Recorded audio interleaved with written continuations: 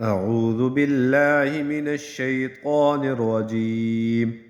بسم الله الرحمن الرحيم. إنما كان قول المؤمنين إذا دعوا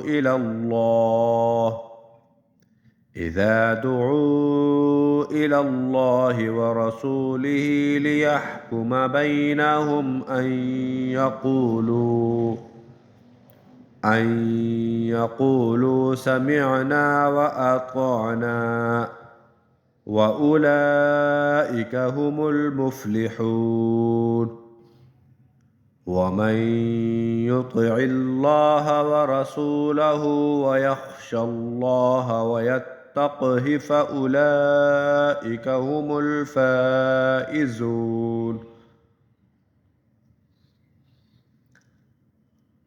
وأقسموا بالله جهد أيمانهم لئن أمرتهم ليخرجن قل لا تقسموا طاعة معروفة إن الله خبير بما تعملون.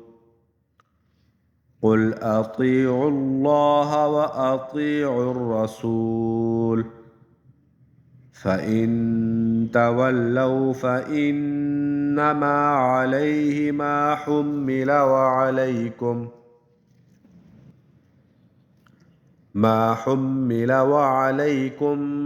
ما حملتم وإن تطيعوه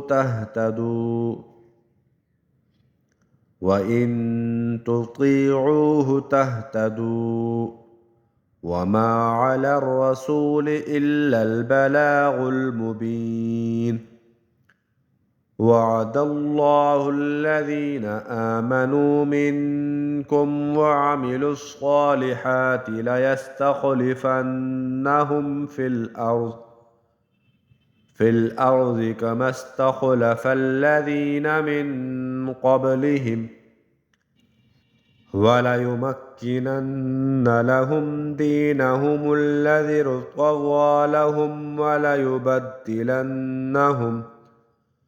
وليبدلنهم من بعد خوفهم أمنا يعبدونني لا يشركون بي شيئا ومن كفر بعد ذلك فأولئك هم الفاسقون.